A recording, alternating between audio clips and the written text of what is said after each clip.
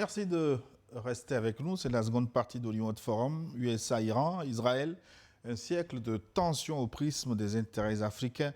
C'est le thème de cette semaine. Et la seconde partie, elle vous concerne puisque vous nous avez envoyé vos contributions que j'aurai le plaisir de relayer tantôt, le temps de vous dire qu'au plateau, nous sommes avec Dr Gada Foli Ekwe. Il est historien, homme politique, directeur de l'Institut d'études stratégiques de l'Université de Lomé. Il est le président du mouvement citoyen uni pour l'intégration en compagnie de l'homme qui n'a pas bougé, Sogoyou Kegewe, ancien ambassadeur. Il est journaliste. Avant de relayer vos messages, nous avons promis parler de ce conflit, l'Afrique, notre continent. Docteur Ekwe, l'Afrique est-elle arbitre ou spectatrice de ce conflit? Arbitre, non. D'abord, elle n'a pas été invitée à arbitrer. Spectatrice, je pense.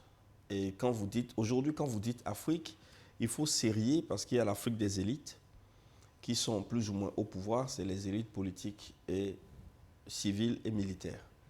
Et l'Afrique des peuples, qui est aussi différente de l'Afrique des intellectuels.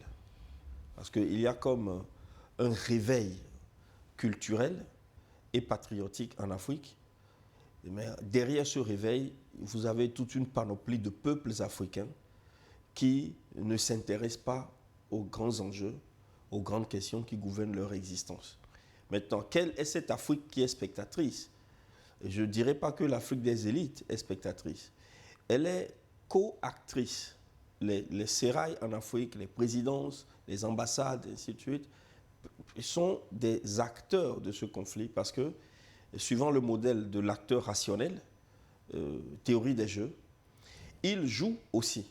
Ils tirent, ils cherchent à tirer leur avantage du conflit. Mais dans quelle perspective? C'est cela la grande question. Est-ce dans une perspective pro-avancement de leur peuple ou est-ce dans une perspective de renforcement de leur pouvoir ou est-ce dans une perspective de faire du plaisir ou de contenter les maîtres européens ou occidentaux?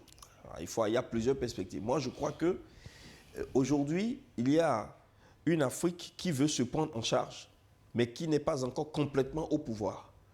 Devant une Afrique qui est au pouvoir, mais qui n'a pas encore compris que les 9 arcs, qui sont les 9 peuples génétiquement ennemis des peuples africains, et ça c'est dans les textes égyptiens, sont toujours sur la terre. Et les 9 arcs, nous savons qui ils sont aujourd'hui. Et ils n'ont jamais aimé l'Afrique, quelles que soient les parenthèses d'amitié internationale, de coopération. Nous savons que ces peuples n'aimeront jamais l'Afrique et l'Afrique doit se préparer, se prémunir contre les dards de ces peuples. Donc, l'Afrique va prendre conscience, elle est spectatrice, elle est en même temps co-actrice, elle est en même temps protagoniste. Ça dépend de l'Afrique dont nous voulons parler. Excellence, quelle doit être la posture de l'Afrique face à cette crise? Non, la meilleure posture, c'est que l'Afrique se taise. C'est que même ces crises, ça ne va pas loin. Et les Africains, comme il a dit, chacun regarde quand il veut dire quelque chose, si ça va plaire ou non à son colon. Quand un pays aussi respectable et respecté comme le Sénégal condamne l'agression de l'Iran, tu vois dans quoi on est. Les Iraniens qui ont répondu avec politesse, souligné leur admiration du peuple sénégalais et tout, ont fini par ajouter qu'ils ont des missiles qui peuvent arriver à Dakar. Parce qu'il y a des choses, quand tu n'as rien à dire, il faut te taire.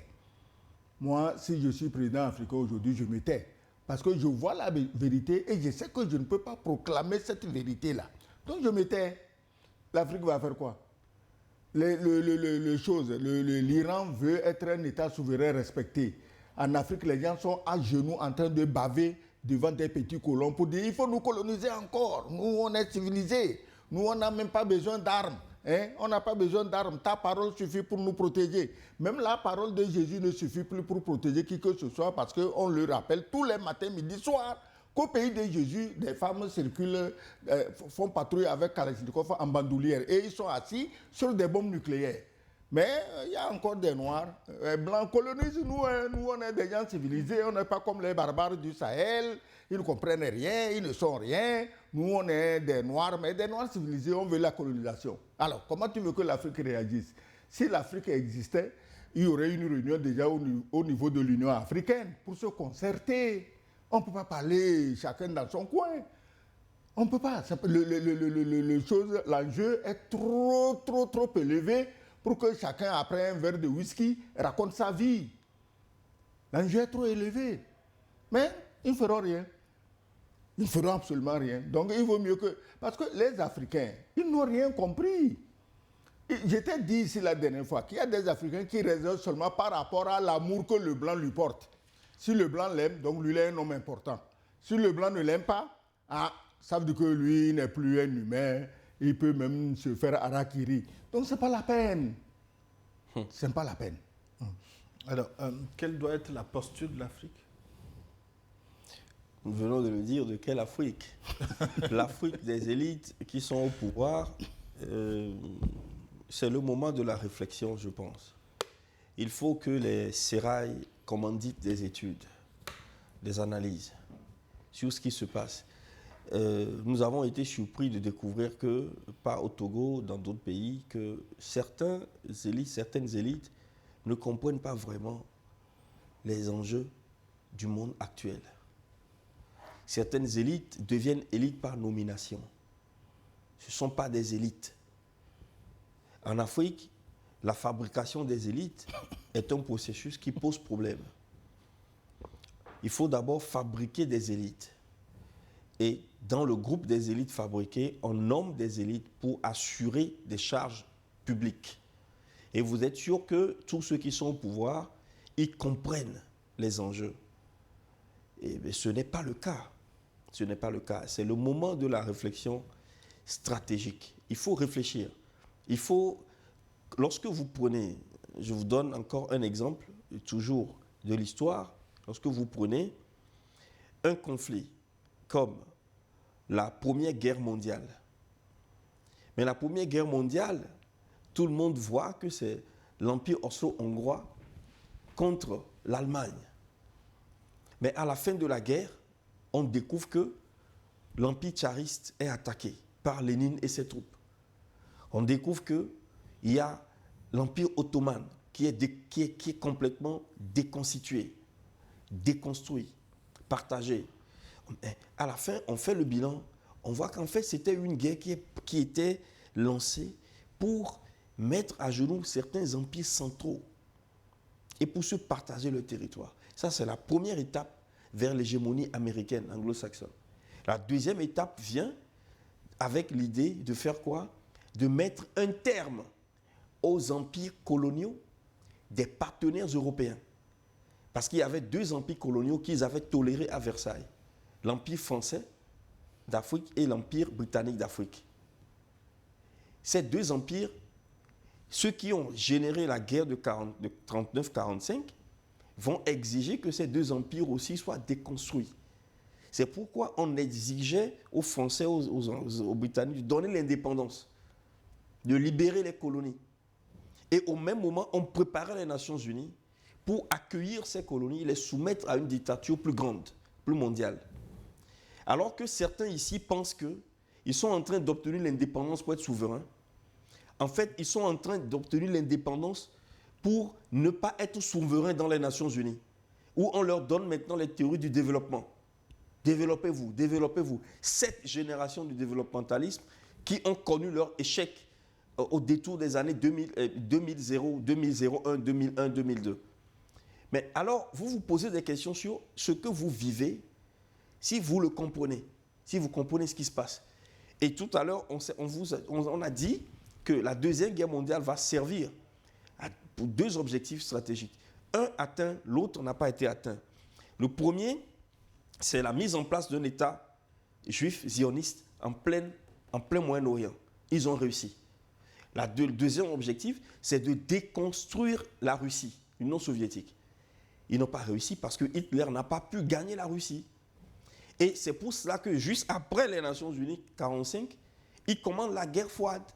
Pourquoi il faut faire la guerre avec l'Union soviétique, si vous avez tous deux gagné la guerre, vous êtes en accord pour gouverner le monde. C'est qu'en fait, ils avaient prévu être les seuls au sommet du monde en 1945.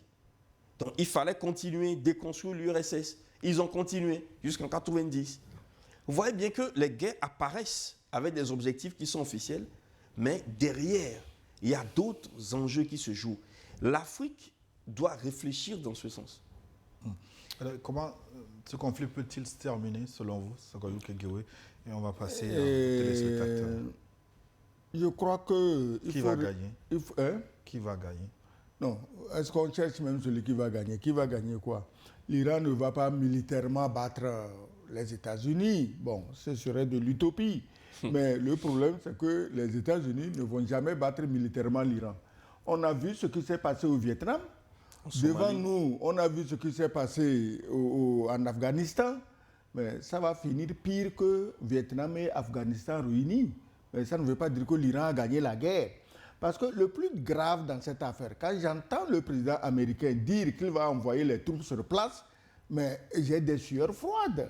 L'Iran, c'est 1,6 million et quelques kilomètres carrés. Avec au moins 90 millions d'habitants. Tu vas envoyer tes troupes où? Et c'est un désert. Tu envoies tes troupes où? Donc moi je crois que si les États-Unis s'amusent avec cette affaire d'envoyer les troupes, nous attendons tranquillement et les armées vont s'autodétruire et je ne suis pas sûr que c'est les Américains qui sortiront victorieux. Par contre, si les gens écoutent les voix de la raison, ceux qui appellent à arrêter immédiatement les hostilités, comme la Chine, ceux qui appellent à des négociations quelque part comme la Russie, parce qu'à part ça, les autres pays, c'est comme ils n'existent pas. Hein. Donc, il faudrait qu'on écoute le bon sens et qu'on se dise que la guerre, elle ne va absolument rien rapporter. Parce que des gens ont tellement cru aux fanfaronnades américaines que chacun veut faire cette guerre en se disant qu'il va aussi partager la victoire. Tu t'imagines le président français qui dit « Ah, mais ils ont attaqué, ils ne nous ont pas avertis. Hein. » J'ai dit « Mais tiens, ça c'est une bonne histoire. Et au moins il sera neutre et il sera, disons, un bon médiateur. » Le lendemain, j'entends que le porte-avions Charles de Gaulle est en route. J'ai dit, mais il veut servir un bon dessert aux gardiens de la révolution islamique. Le porte-avions Charles de Gaulle. Alors qu'on te dit qu'Abraham Lincoln est amoché, toi tu vas avec Charles de Gaulle qui lui-même tombe en panne sans qu'on le lui demande. Charles de Gaulle, là, quand tu entends parler de Charles de Gaulle, c'est qu'il est tombé en panne quelque part. Et c'est ça que tu envoies au front, alors que tu aurais pu être le médiateur. Écoutez, vous avez attaqué, vous ne m'avez pas averti. Moi, je ne suis pas d'accord avec cette guerre. Voyons comment on peut négocier. Non, non, non, il veut aller être un élément de la victoire des Américains. Il n'y aura pas de victoire des Américains. Et Charles de Gaulle ne changera absolument rien. Si jamais il s'approche de moins de 500 km des côtes iraniennes, ils peuvent oublier ce machin-là. Et donc, vous prédisez un match nul. Docteur Follier-Koué, quelle peut être l'issue de ce conflit? Non, c'est une issue incertaine. Incertaine, là, je vous cite Sun Tzu, qui disait que la guerre, lorsque tu l'as fait, c'est que tu l'avais déjà perdue. Il faut l'avoir gagnée sans la faire. Et à partir du moment où ils sont rentrés en conflit armé ouvert, c'est que vous avez une série d'incertitudes que vous ne pouvez pas contrôler. Et vous le voyez dans la théorie stratégique de Clausewitz. Lorsque celui qui fait la guerre classique, hein, et qui prend l'exemple du fameux conflit des guerres puniques de Hannibal, qui a gagné Rome, la guerre d'encerclement. Il dit clairement que quand vous commencez la guerre, il y a les incertitudes sur d'abord la santé des hommes, des troupes, le moral des troupes, la refourniture du matériel de guerre, les régiments de soutien qui apportent à manger, qui apportent de l'eau, qui évacuent les malades. Vous avez une série d'incertitudes incroyables. Et vous ne savez pas quand ça finit, qui sont les acteurs qui vont rentrer dans cette guerre. Moi, je n'ai pas de pronostic. Je sais seulement que cette guerre va embraser comme cela a déjà commencé. Ce qui est d'ailleurs étonnant, c'est que les États-Unis sont membres de l'OTAN. Mais les pays de l'OTAN les armées ne sont pas mobilisées pour faire une guerre. Or, ils sont dans une alliance militaire collective, de sécurité collective. Ce qui est sûr, c'est que cette guerre va toucher, embraser tout le Moyen-Orient et peut-être même une partie de l'Europe. personne ne connaît l'issue. Nous prions, nous espérons seulement que les Africains puissent trouver des moyens d'approvisionnement qui ne dépendent pas de ces circuits. C'est vrai que c'est compliqué, mais on peut y arriver. Ce sera long. Ce ne sera pas une guerre de 2 jours ni de 3 jours. Ce sera très long. Et il vaut mieux déjà que des gouvernements comme les gouvernements du Nigeria, de l'Angola, des pays qui sont paisibles, revoient leur corpus des lois sur l'immigration. Parce que nous, historiquement, nous sommes très accueillants. On accueille tout le monde. Mais il faut faire attention. Il faut qu'on commence par mettre des mesures, des verrous de sécurité sur qui vient dans le pays, pendant combien de temps, pour quel motif. Un peu partout en Afrique, on risque d'avoir ici des terroristes, des chefs de guerre qui se cachent et qui vont entraîner vers nous, n'est-ce pas, des conflits qui ne nous appartiennent pas. Mais les chefs de guerre qui se cachent, ils sont déjà chez vous. Certains de vos pays les accueillent avec appétit, pourvu qu'ils aillent emmerder les gens du Sahel. Les chefs de guerre, ils sont là, vous les voyez, non? On en parle matin, midi, soir. On sait où ils sont. Même parfois propriétaires terriens. Bon, on va passer aux téléspectateurs. Ils sont nombreux à vous écrire. Bonjour le plateau de New World TV. Le premier message nous vient de l'Italie, Milan. Bonjour à toi Gilles, journaliste le plus jovial. Malgré les moments de guerre actuels, salut le panéliste. Oui, c'est Dr Ekwe et son excellence Sogoyou Kegewe. L'Afrique est un continent riche sur tous les plans. Le plan humanitaire, richesse minérale, naturelle, les forêts, la température, le soleil, que d'autres cherchent comme de l'or. Malgré tout, ceci, les Occidentaux nous ont trompés, marginalisés, maltraités. Cette guerre, Iran, Amérique et Israël nous montrent que si l'Afrique ne devient pas militairement puissante, il n'y aura pas de développement. Merci pour l'éducation, à la prise de conscience et à Balo depuis Milan. Buongiorno. Oui, Abalo, on le connaît, non? Oui. Celui qui était passé ici une fois, Tout à fait. ou même 2 fois. Cher Abalo, merci bien, merci bien. On souhaite que l'Afrique aussi se militarise, mais ce sera difficile puisque les Africains ont déjà signé le traité de non-prolifération, qui ne vont pas s'armer nucléairement. Attends, si et nous avons des agences des Nations Unies qui veillent, qui vérifient que l'Afrique soit une non-nucléaire zone. Si les Africains avaient de la jugeote, vous êtes tout un continent, 54 États, plus de 30 millions de kilomètres carrés, aujourd'hui pratiquement 1 milliard, combien d'habitants? Avec les diasporas. Et on vous dit non-prolifération. Et ceux qui vous disent ça, ils sont assis sur des montagnes de bombes nucléaires. Mais quand même, et vous signez, pourquoi vous signez? Est-ce qu'on ne peut pas demander à l'Afrique du Sud, qui détiendrait l'arme nucléaire, de la mettre sous le... Non, l'Afrique du Sud, ce n'est pas la France. La coupole africaine. D'ailleurs, l'Afrique du Sud, ce n'est pas la France. C'est la France qui veut distribuer les bombes atomiques à ses voisins. La technologie a été Est-ce que tu as compris? Tout en détournant la décision finale. Ça dit qu'elle veut distribuer les bombes atomiques. Ça dit que tu vas au marché du dimanche. Bon, toi tu prends, c'est ta bombe atomique, ça, Yougoslavie. Oui, mais toi tu prends, c'est la Serbie. Mais que vous n'allez pas utiliser parce que Macron dit qu'il doit être... L'Afrique du Sud est un pays sérieux. Il ne va pas distribuer les bombes aux Africains parce que même d'ailleurs les Africains eux-mêmes ils ne sont pas sérieux. Si on donne les bombes nucléaires aux Africains, quelqu'un va aller bombarder un pays parce qu'il y a dans ce pays quelqu'un qui lui a arraché sa copine. Donc ce n'est pas la peine. Si les Africains veulent, ils n'ont qu'à travailler eux-mêmes pour se doter d'armes, pas forcément nucléaires, mais qu'ils aient quand même de... Ce qui se passe en Iran, Amérique, tout là, est-ce qu'il y a eu bombe nucléaire? Mais les Iraniens tiennent. Est-ce que les Africains peuvent tenir comme ça? Non. Non. On n'a pas des armées qui sont équipées et on n'a pas une population à culture martiale. Et vous comment prenez... on peut se l'expliquer? Parce que vous me permettez d'ouvrir une parenthèse. Oui. Parce qu'on parlait d'un cas, d'une attaque terroriste où un supposé soldat, je ne sais pas vérifier, estime qu'il n'avait pas suffisamment d'armes, qu'ils avaient une seule arme lourde qu'ils avaient épuisée en une minute. Ah, tu as lu ça, tu as suivi ça. Les terroristes envahir un camp, ça c'est pas... Mais ce qu'il dit là, c'est très vrai, c'est tellement vrai. Il y a une vérité que la communication publique des gouvernements africains ne diffuse pas souvent, c'est que les États africains ont toutes les difficultés à acheter des armements. Et les Sahéliens l'ont dit plusieurs fois, mais on ne les a pas pris au sérieux. C'est-à-dire, même le Togo, à un moment donné, a voulu acheter des hélicoptères pour la lutte antiterroriste au nord. Les partenaires qui, traditionnellement, devaient fournir ont refusé. Ils ont demandé les raisons. C'est un peu comme lorsque vous allez à la banque pour acheter des euros. Moi, je vais à la banque, je veux acheter des euros. Et là, c'est la BCAO, pour ça, son système de vigilance demande qu'on me demande ce que je veux faire avec les euros.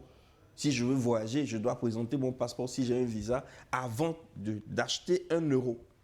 C'est la même chose. Vous voulez acheter des armes, on vous demande pourquoi vous voulez acheter des armes, pour faire quoi.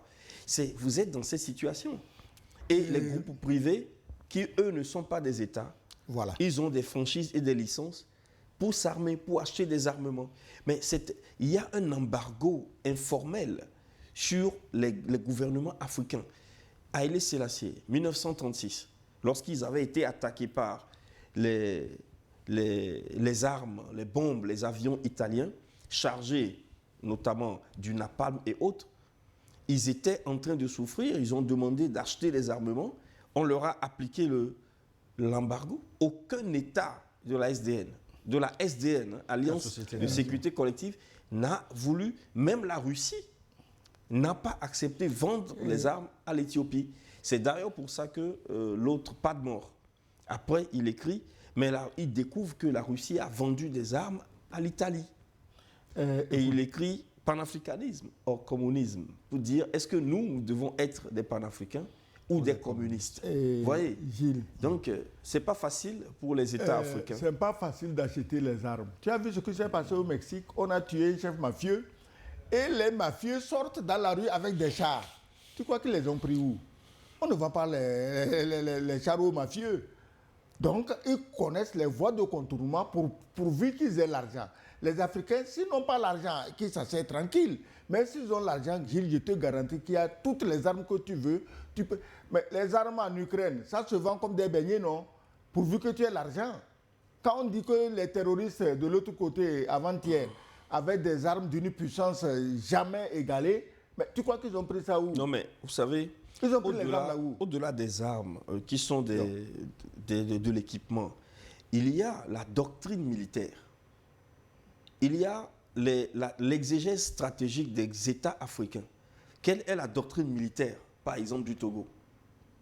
Un pays qui est entre le Ghana, pays anglophone, le Bénin, pays francophone, ainsi de suite. Quelle est la doctrine militaire? Par exemple, les Allemands, ils avaient dit aux Français, mais comment vous pouvez mettre une capitale à la plage, à la frontière, qui confine avec le Ghana et qui est à 45 km du Bénin? Comment vous allez la défendre? Moi, dans les archives, j'ai trouvé le plan de défense de Lomé avec les unités de commandement, le procédé dans les archives. Ça date de 1961. C'est les Français qui l'avaient établi et l'ont vendu. C'est une société privée qui a fait l'expertise. Mais les Allemands disaient qu'il faut mettre la capitale dans les plateaux parce que géographiquement, c'est plus défendable. Vous avez des montagnes, vous avez des... Il y a une profondeur. Il y a une profondeur. Et puis, vous pouvez protéger votre capitale, vos institutions, parce qu'il y a la possibilité de faire des tunnels et de construire des institutions sous la terre. La preuve, c'est qu'eux-mêmes à Kamina, quand vous allez aujourd'hui à Kamina, le premier réflexe, ils ont fait des canalisations sous terre. Vous ne pouvez pas faire ça ici. Vous voyez, donc, quelle est la doctrine de défense de nos États? Et c'est sur la base de cette doctrine que vous commandez des armements, que vous mettez le service militaire, ou obligatoire ou non, et que vous comptez vos militaires. Ben, vous avez une armée de 60 000 fantassins, artillerie, tout, marine confondue. 60 000, ça fait 2 divisions. Mais 2 divisions, c'est en une semaine. Et bon, on vous met sous pas, vous n'êtes rien. Vous n'êtes rien du tout. Donc, nous n'avons pas, les Africains n'ont pas inventé la guerre. La guerre n'est pas dans le sang des Africains. Les Africains sont les peuples les plus pacifiques du monde. Malgré tout ce qu'on subit, on ne veut pas s'armer. Parce que ça ne se trouve pas dans notre sang. Et on le dit que ça ira bien. Mais aujourd'hui, dans le monde actuel, non, ça n'ira pas bien. Ça n'ira pas bien. Si Dieu est là, parce que l'Africain croit que c'est lui qui a créé Dieu et que Dieu se consacre uniquement à lui seul. Ah, si Dieu est là, hein, mais voilà ce que l'Africain a Mais fait. Dieu était là lorsque des gens ont quitté leur pays, 6000 kilomètres, traversé les océans pour venir vous soumettre chez vous. Dieu était là. Dieu était où? Vos systèmes de consultation, des phares, tout ça, ils étaient où? Ils n'ont pas vu venir. L'enjeu de la technique, c'est un enjeu divin. Dieu, il est esprit, mais il a créé la terre. Mais nous mangeons pour vivre. On ne vit pas des pensées, on vit des choses matérielles. L'enjeu matériel est important, il faut que les Africains comprennent. Et moi, je crois que c'est une erreur de limiter la militarisation de l'Afrique, surtout aujourd'hui. Ça ne vaut pas la peine de construire des ponts, de construire des gratte-ciels, parce que dans un petit conflit, quelqu'un, il est là, à, je sais pas, 10 000 km, il vous bombarde tout. Lomé, c'est une petite ville. Hein. En fait, vous comprenez maintenant pourquoi les États comme les nôtres les fameux ponts ne peuvent pas faire des politiques de puissance. Vos ponts, on les casse en moins de 10 minutes. On les recense dans le pays et en moins de 10 minutes, ils sont tous à terre. Mais ça dit que, mais, toi tu dis la capitale ou dans les plateaux, mais moi je veux la capitale dans la Cara. On a beaucoup de montagnes nous aussi.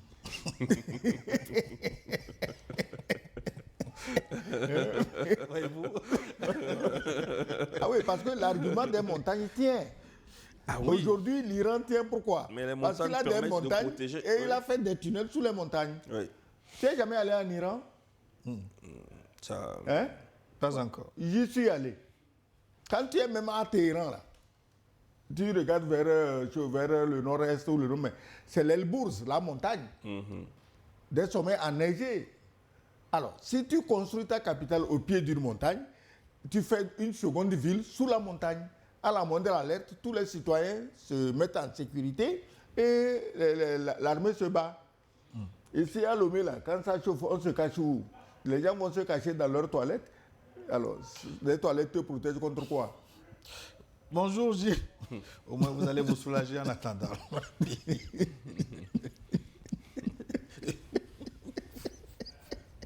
Bonjour Gilles, bonjour à vous combattants de la vérité. Je veux profiter de votre micro pour faire un appel à la jeunesse de l'AES. Protéger les leaders d'aujourd'hui, même si on n'apprécie pas les gouvernants d'aujourd'hui. Ne permettons à aucune puissance de venir faire leur guerre chez nous. Le mode opératoire de ces gens est connu et reste le même. Ils prétendent toujours aller défendre une population martyrisée. On se souviendra des propos tendancieux d'un certain général l'année dernière contre le président Ibé qui cherchait à mettre en place un prétexte pour une intervention. Protégeons les même si on a des points de divergence. Je profite aussi de votre plateau pour rendre un hommage mérité à tous les combattants de l'AES qui sont au front. L'humilité intellectuelle nous impose de reconnaître leurs mérites et de confier ces courageux combattants qui sacrifient leur vie et leur bonheur pour que les populations puissent s'épanouir. Que Dieu vous bénisse, vous aussi également, et vous fortifie dans votre mission. C'est Sansan Kambo, fier citoyen de l'AES au Canada. Docteur Ekwe, le projet AES, vous estimez que c'est à protéger comme le recommande notre téléspectateur? Absolument. C'est un projet qui apparaît comme une lumière dans un monde de ténèbres. Et l'AES mérite d'être soutenu, mérite d'être protégé. Et les citoyens même de l'AES ils ont un devoir sacré, n'est-ce pas, de mettre à terre la traîtrise et de soutenir l'engagement de leur gouvernement. Parce que faire sortir un pays de la domination étrangère, c'est un acte de courage historique. Ce n'est pas facile.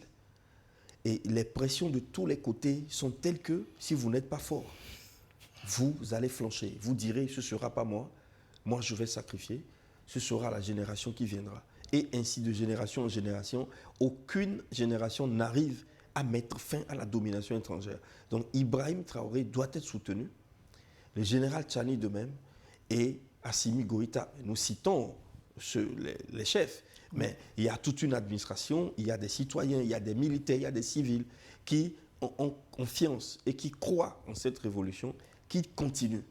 Et les autres pays également, comme les nôtres, qui avons des histoires particulières, nous réussirons à un moment donné à couper les cordons ombilicaux. Mais attention, par quel moyen l'Afrique peut s'extraire de la pression des coloniaux et des impérialistes. C'est ça la pensée stratégique. Il faut trouver le moyen.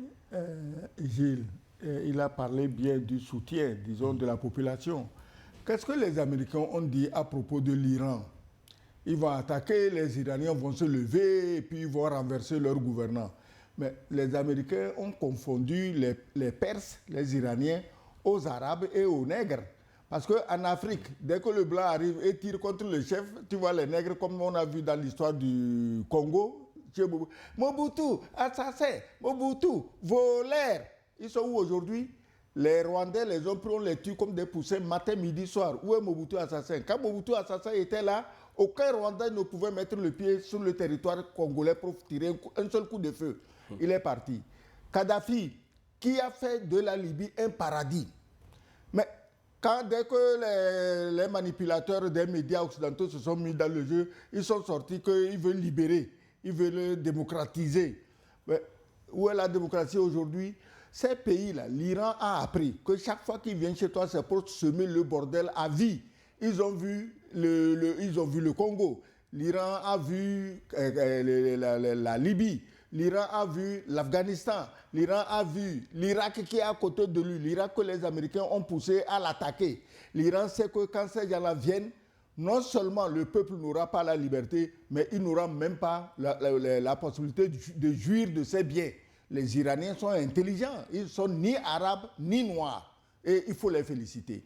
Bonjour au plateau du forum, toutes mes civilités et salutations fraternelles depuis le Mexique. C'est Walker Angamo Kuba Bolatibé qui nous écrit.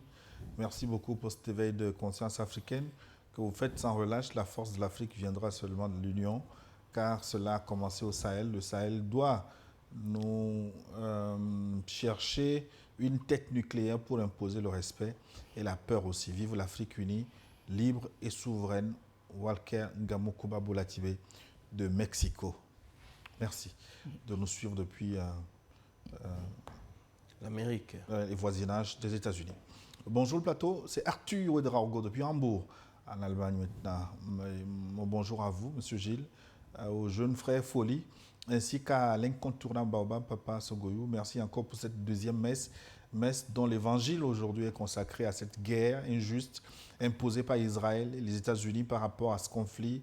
Le drame, c'est que jusqu'à présent, rien n'est fait par l'ONU, mais aussi la Chine, la Russie, la France, l'Angleterre et même la Ligue arabe pour faire arrêter cette guerre. Bravo à tous ceux qui ont eu le courage de condamner cette invasion des États-Unis et Israël sur l'Iran. Bon dimanche. Oui, ça revient souvent. Le rôle de la Chine et notamment de la Russie, qui sont supposés être des alliés de l'Iran, mais qu'on n'a pas beaucoup entendu pour le moment. Est-ce qu'ils agissent dans l'ombre où il y a un deal secret pour subjuguer l'Iran, selon vous? Bon, selon les données officielles, il n'y a pas d'accord de défense entre l'Iran et la Chine, ni entre l'Iran et la Russie. Et donc la Russie et la Chine ne peuvent pas engager leurs armées officiellement pour défendre l'Iran ou pour apparaître sur le terrain des opérations. Mais il y a des accords de coopération militaire. Et ces accords de coopération militaire peuvent conduire, n'est-ce pas, disposer les Iraniens à demander du soutien logistique et stratégique de la Russie et de la Chine. Je pense qu'il y a eu des reportages à travers lesquels on a pu comprendre que la précision de certaines frappes iraniennes est due au support logistique de la Chine. Et on sait aussi que l'Iran s'est détaché du GPS américain et s'est branché sur le GPS chinois, le Beidou, qui lui permet effectivement de s'extraire du brouillage que les Israéliens et les Américains ont occasionné. Et donc, il y a un soutien, peut-être qui n'est pas tellement visible, un soutien de la Chine. La Russie également soutient l'Iran à travers la fourniture, mais ce n'est pas de la fourniture gratuite, à travers de la fourniture de matériel, et même si le prix négocié n'est pas le prix du marché, parce que c'est une forme de soutien, mais ces deux pays sont derrière et soutiennent. Jusqu'à quel point, nous le savons pas, et l'avenir nous dira.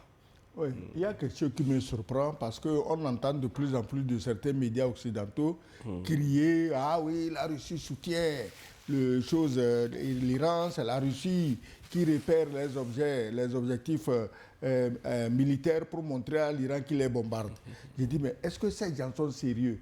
Depuis 2022, c'est vous qui fournissez tous les accès à l'Ukraine pour fatiguer la Russie.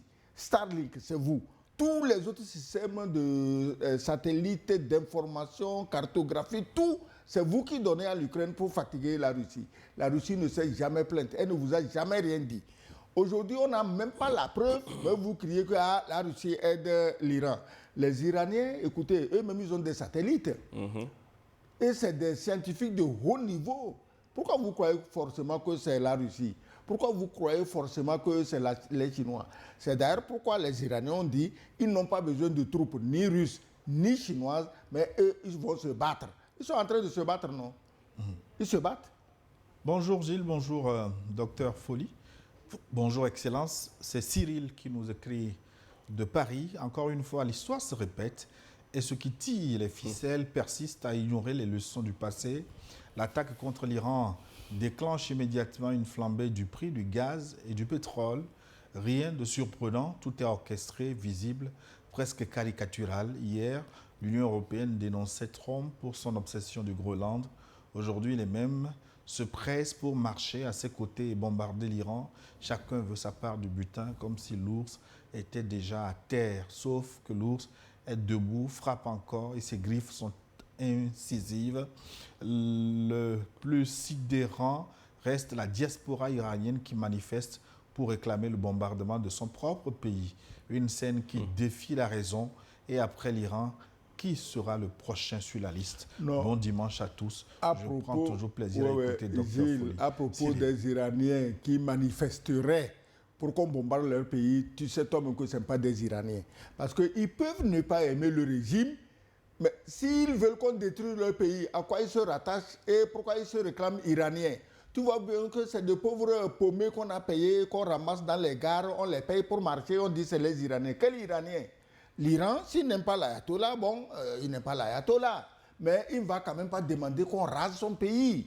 S'il veut qu'on rase son pays, ça veut dire que ce n'est plus son pays. Un citoyen d'un pays ne peut pas demander qu'on rase son pays. Ils ont des comportements de nègres. C'est ce que certains Africains font en Europe. C'est des comportements de nègres, ça. Ils sont prêts à marcher pour réclamer qu'on détruise leur pays. Ça, c'est les Noirs, ça. Donc, les Iraniens à l'étranger de la diaspora ont pris les couleurs noires et ça donne ce que ça donne. Docteur Folly, il a évoqué également l'impact économique de ce conflit, notamment sur le pétrole, ce qui risque d'avoir des répercussions graves dans les pays, notamment africains. Dans les prochains jours, on peut connaître des flambées. Faut-il se préparer au pire?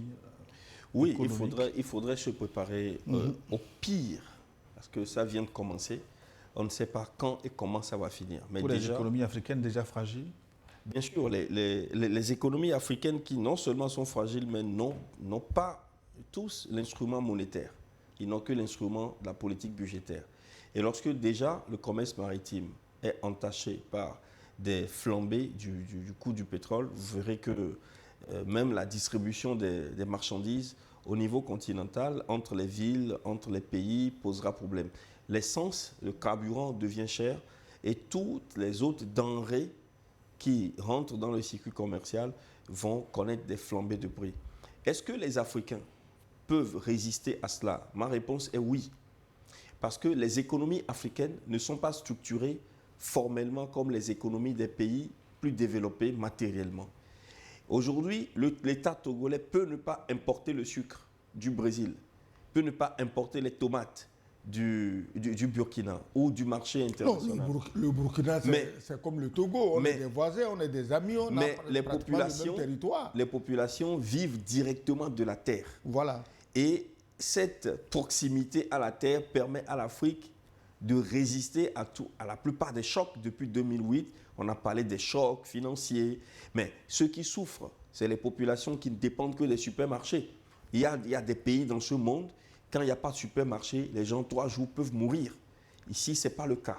Donc l'Afrique, paradoxalement, n'étant pas intégrée complètement dans le circuit du monde libéral, a plus de ressources pour résister à ce genre de choc. Voilà. Bonjour le plateau, merci pour vos analyses édifiantes sur les agendas cachés d'acteurs qui veulent esclavagiser toute l'humanité pour on ne sait vraiment quelle fin. Je parlais il y a quelques jours avec un ami afghan en Allemagne qui me disait que le palais de l'Antéchrist est bâti actuellement quelque part en Arabie Saoudite et le plan du grand Israël est lié à cet Antéchrist. Cela paraît incompatible avec un pays arabe musulman qui collabore au projet sioniste sur le monde. Mais voilà, un brave Iran dont j'ignore le secret avec cette capacité de riposte inédite que le monde entier regarde comme un match de foot. Au moins un pays qui donne du répondant à ces deux États agresseurs que l'on croit invincibles depuis des décennies. Bon courage au brave peuple iranien. Salutations depuis l'Allemagne. C'est Antoine Balouki. Je voulais juste dire que les Africains doivent savoir que la religion ne doit pas les empêcher de réfléchir. Donc, qu'ils ne tiennent pas certaines choses pour acquises, c'est comme ça. On dit que l'Antéchrist est en Arabie Saoudite, non, ce n'est pas possible, pays musulman, machin, non. Il faut réfléchir. La religion, c'est bon, mais la religion n'a pas sorti votre cerveau de votre crâne. C'est tout. Je me nomme Cabral, depuis la Côte d'Ivoire. Aujourd'hui, nous avons eu droit à l'un des meilleurs plateaux d'analyse en Afrique. Merci à Gilles pour cette initiative. Sur ce plateau, deux dignes fils du continent ont éclairé notre lanterne. Nos invités ont mis en lumière les principaux axes qui pourraient permettre à l'Afrique de se libérer de ces chaînes à l'image des combats menés autrefois par nos véritables pères des indépendances. Hélas, au fil du temps, nous avons trop souvent préféré l'assujettissement à la véritable émancipation. Sachons toutefois qu'après la guerre du pétrole que mènent actuellement les États-Unis, l'étape suivante pourrait être bien la bataille pour le contrôle des mines d'uranium. Comme le dit l'adage, un homme averti en vaut deux. Les États de l'AES doivent donc rester particulièrement vigilants. Merci à New World pour ce travail d'éveil des consciences. Nous vous encourageons à poursuivre et à vous installer partout en Afrique afin de contribuer à l'affranchissement de nos peuples. C'est Cabral qui nous écrit de la Côte d'Ivoire.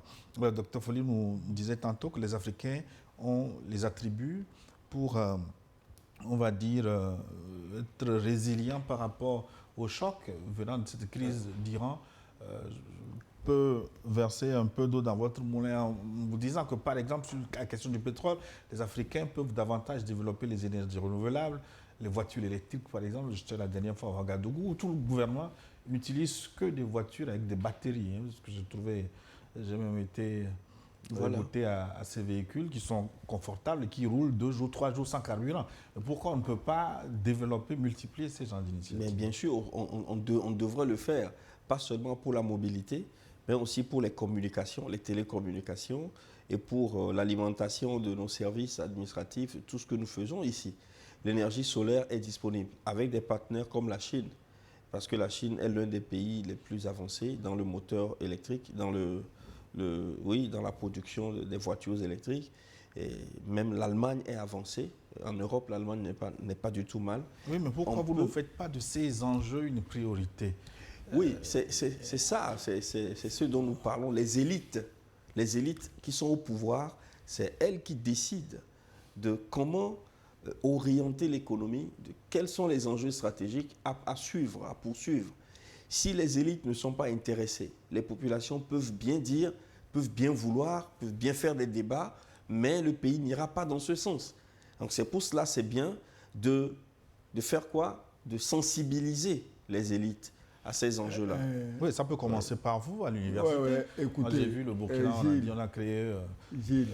à l'université, l'université de Lomé fait sa part en tant que centre du savoir. Je n'ai pas encore vu une filière de fabrication de l'énergie solaire. Non, les voitures électriques ne s'imposent pas parce que le champion de la voiture électrique, c'est la Chine. Donc, on ne peut pas vous encourager à acheter électrique. Quand tu sors dans la rue à Lomé, amuse-toi une fois, tiens-toi au bord de la rue, tu vois les gens passer. Selon la voiture que le gars continue, tu peux deviner qu'est-ce qu'il a dans la tête, qui il est, vers où il penche.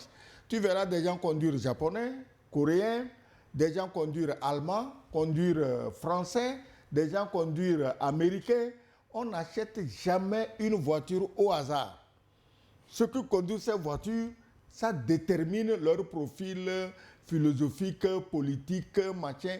On n'achète jamais une voiture au hasard. À part ceux qui achètent pour le plaisir, j'ai une grosse voiture. Sinon, les autres, ils achètent une voiture sur la base. Mais vous-même qui parlez, vous avez quelle voiture? J'ai- on va découvrir votre penchant. Non, j'ai acheté une fois une voiture française, une Peugeot 505, qui est une voiture très solide. Mais après, les Français ont décidé de faire des voitures très fragiles, donc les pauvres ne peuvent pas les acheter. Donc Sinon- là, on ne va pas faire la publicité non. des Et il m'a concessionnaires de demandé. voitures. Non, j'ai dit la France, laisse-moi dire les autres. Oui, mais Après ça, j'ai conduit Mercedes. Et aujourd'hui, Allemand. je suis à Toyota. Ah, Japon. Voilà. Donc, on voit un peu la analyser son courbe, parcours. le parcours. En attendant la prochaine marque russe peut-être. Bonjour le plateau, un merci spécial aujourd'hui car à travers votre émission Forum, vous avez atteint un double objectif. Non seulement vous nous informez, mais vous avez fait naître la communauté d'auditeurs que nous sommes. Chaque dimanche, ça fait chaud au cœur de se retrouver tous groupés autour de vous. Bonne continuation. C'est Catherine, épouse d'un Togolais en Belgique, qui nous écrit. Merci beaucoup Catherine. Et dame, dans cette émission, c'est plutôt rare. Elle est togolaise ou belge? On ne peut pas le présumer à partir du nom. Bonjour Gilles, le sac des modérateurs. Mes salutations distinguées à mon collègue, docteur, et à mon père, son Excellence Sogoyou. Monsieur Gilles, dans ce monde, il y a deux camps, celui de Satan, du Satan américain et ses disciples otaniens, celui de Dieu, russe, AES, et ceux qui, comme nous autres, qui voulons un monde juste et équitable. Pour cela, il faut une force anti-Satan conduite par la Russie. Pardon, Monsieur Gilles, demandez à son Excellence Papa Sogoyou d'utiliser ses relations diplomatiques pour contacter qui de droit pour que l'organisation du traité de sécurité collective OTSC soit élargie à l'AES, aux pays africains épris de liberté et de justice, la Chine, la Corée du Nord, l'Iran et l'Inde, etc. Seul un OTSC fort peut stopper le Satan américain, ses disciples. Soyez bénis. Merci de votre message. Et il ne nous reste plus beaucoup de temps. On va conclure cette émission. Oui, il a parlé du dualisme ou encore du manichéisme qui était déjà visible dans la pensée de quelqu'un comme Saint-Augustin, qui parlait des deux cités. La cité terrestre qui est l'amour de soi au mépris de Dieu et la cité céleste qui est l'amour de Dieu au mépris de soi. Et il disait que entre les deux cités, la meilleure, celle qui prédomine, c'est la cité céleste. Aujourd'hui, c'est dimanche. Et je crois que beaucoup de personnes font de la méditation. Allons dans le sens de l'amour de notre pays, l'amour du peuple auquel nous appartenons, puisque nous sommes liés par une structure d'âme collective. Et nous sommes le même peuple. Et nous devons, en dirigeant, nous devons aimer nos peuples. Nous devons choisir les politiques publiques pour mettre nos peuples à l'abri du besoin, pour protéger nos peuples. Et nous devons lutter contre les divisionnismes, qu'ils soient d'ordre politique, qu'ils soient d'ordre ethnique. Et nous devons aller vers l'intégration. L'intégration d'abord au niveau national, qui nous donnera l'énergie et la force pour promouvoir l'intégration au niveau africain. Donc, je termine peut-être en disant, pour ne pas terminer, que nous souhaitons l'intégration au niveau national entre les Togolais et l'unité politique du Togo. L'unité politique du Togo. Et nous souhaitons l'avancement de l'unité, l'unité africaine. Merci, Docteur Folly. Excellence. Non, il n'y a pas grand-chose à dire. Oui. Il y a la guerre entre l'Iran et ses ennemis de toujours, Israël et les États-Unis. Nous souhaitons qu'il y ait quand même des gens qui ont du bon sens pour préconiser la paix, un dialogue et la paix entre ces peuples-là. Parce que, qu'on le veut ou non, on ne déplacera jamais Israël, on ne déplacera jamais l'Iran, on ne déplacera jamais les États-Unis. C'est des pays qui sont là et ils sont là pour des siècles et des siècles. Amen. Merci. Excellent. J'espère que vous n'avez pas oublié mon champagne. Aujourd'hui, c'est mon anniversaire, vous avez promis. C'est ton anniversaire. Ah, bien sûr. Et tu es au champagne. Voilà, les exploitants du peuple, voilà où ils sont arrivés. Il y a du champagne togolais, hein, fait avec Les exploitants du peuple, voilà, ils sont arrivés en Champagne. Merci à tous de nous avoir suivis. Nous arrivons à la fin de cette émission. On remercie les techniciens, tous les techniciens réunis, de même que les téléspectateurs. On se retrouve dimanche prochain et bonne fête à vous.